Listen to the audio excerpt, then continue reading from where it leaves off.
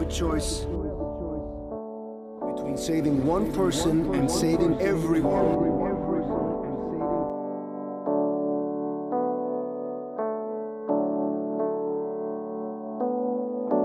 Oh God.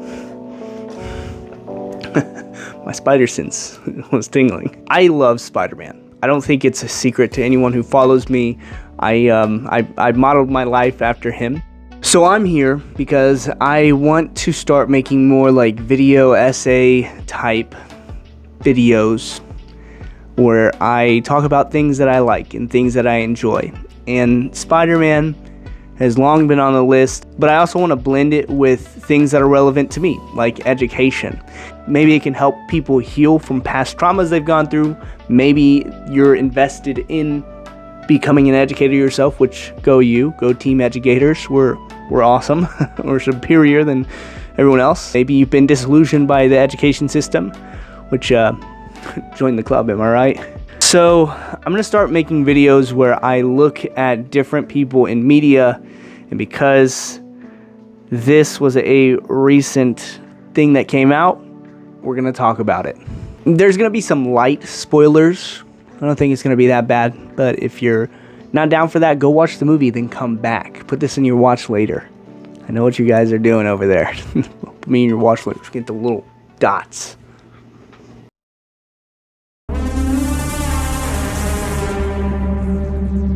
A huge trope that you see across media is the idea of a person in power who wants to maintain control over the community, not in some nefarious way, but in order to see as many people prosper as possible. It's common. We see it a lot.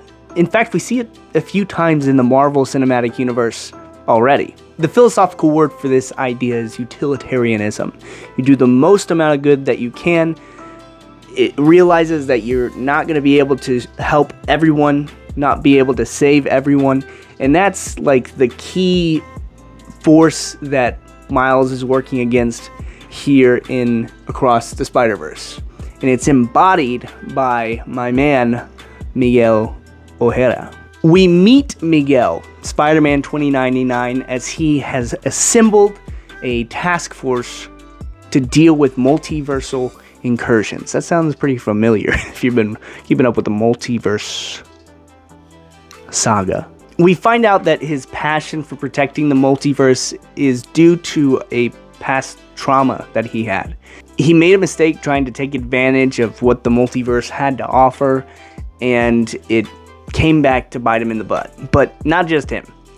He now carries the weight of not being able to save an entire world. Dooming for eradicating an entire world and losing his daughter twice. It's intense. But he's hell-bent on ensuring that no one else has to experience the same kind of pain that he went through. Enter Miles Morales. Miguel is supposed to be a mentor to Miles. Someone like Peter B. Parker from the first Spider-Man. Or like his father. Or like Aaron. Wait. That's like exactly who he's supposed to be like. He's like what Miles was missing from the first movie. Look at Miguel on the outside. He's not another Peter. Miles is unique for more than one reason, but particularly because he's Miles. There haven't been any other Spider-Men who have identified as Miles Morales. Both have a Spanish heritage. They both speak the language. I might be crazy here. The theme for the Prowler, Uncle Aaron, and the theme for Miguel, they're like really similar.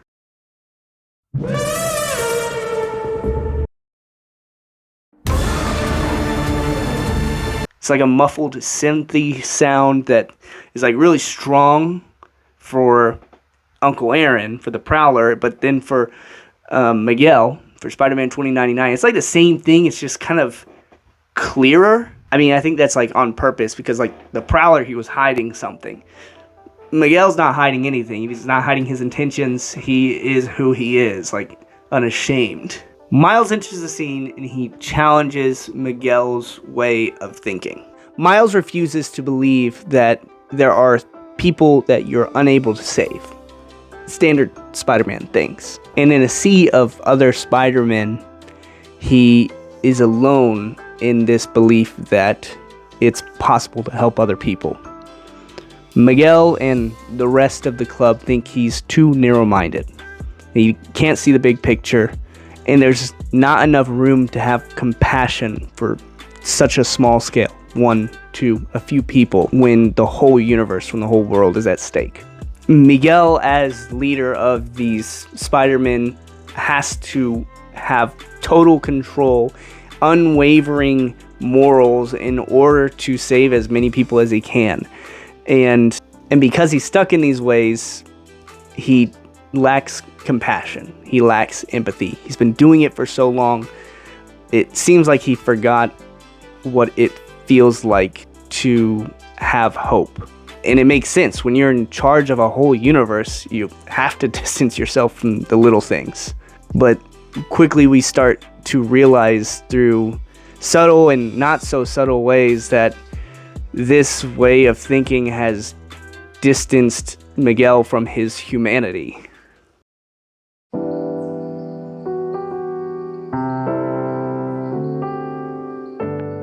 When I was in college, one of my my favorite professors, he showed me this spectrum for classroom management. On the one side, we have apathy. These are your teachers who just kind of sit back in their chair all day and don't really care what you do. I don't really think there's anyone who embodies this aspect truly in the film. Maybe you could say Gwen does, but I don't think it's really important to discuss this. Then you have the permissive leader or teacher, however you want to use these terms. These can kind of be applied in a variety of ways. And a permissive person is kind of like Peter B. Parker. Not necessarily forcing anyone to do something, but really intentional about the relationships that he's building. But it's to his detriment when he tries to get anyone to do something. And too much focus on the emotional aspects of building relationships end up being a part of what disrupts his relationship with Miles, ultimately. We're gonna skip the assertive because that's the ideal. We'll get back to that in a second. Then we have the authoritative teacher, person, leader, management style. And that is Miguel to a T. He is an authoritarian, and I loved how Spider-Punk on his exit, he's just like, this place is a bunch of fascists. Yeah, that's what it is. But there's gotta be some sort of middle ground, some place between this Peter B. Parker permissive and this authoritarian. Both have great aspects to them. The authoritative person is able to get things done and keep people safe, while the permissive person is really good at building relationships. The goal as a leader in a situation is to make sure you're doing both, to find a middle ground, a place with structure and safety, but also space for emotional relationships. I've been a teacher for almost 7 years. I started off 5 years in elementary school, 4th and 5th grade, and now I've been doing high school for 2 years. They both have good things to what happened. I really prefer high school now. I would not want to go back to elementary school. I started when I was 21. In those first few years of teaching, I was particularly overwhelmed with my responsibilities as a teacher. I went in thinking I was just going to teach some kids some content and we're going to enjoy life together. And it would be easy, but it wasn't. I quickly learned that there are a ton of responsibilities that you have as a teacher that no one really talks about. Maintaining good attendance, maintaining high test scores, accommodating students according to their needs, helping identify students with various needs. It's very overwhelming. And I feel like the tendency for a lot of teachers is to go to an extreme, either be permissive and let things happen, or to be authoritarian. I really think that most districts prefer, not explicitly, but prefer that you take the authoritarian route to really maintain control in order to see better results, because that's what being an authoritarian does. You see good numbers, good data, good results. And realistically, that's like the only way you can meet every single expectation that is put on you. That's where I was. But I really wish that someone would have grabbed me by the shoulder back then and said, it's okay to loosen up a little bit. You don't have to maintain control every second of the day. Because if I can't entrust some power of what I do to my kids, then they're probably not doing as much learning as I want them to do. They're just producing. Ultimately, I think my goal as an educator is to bring out the fullest selves of students and encourage lifelong learning.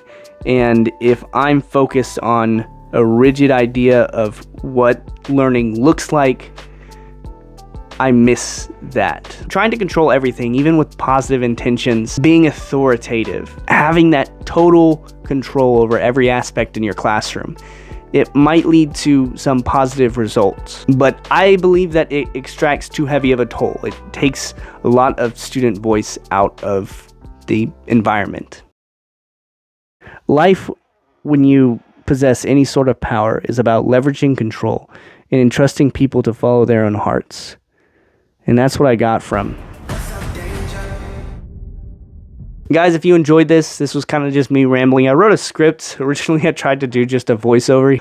I'm never trying that again. If you enjoyed this, make sure you interact with it. Hit that subscribe button. I am kind of fishing the algorithm here. But I'm genuinely, I love Spider-Man. Honestly, I feel like I'm a little bit closer to Spider-Man. That was me being a spider. Okay, bye.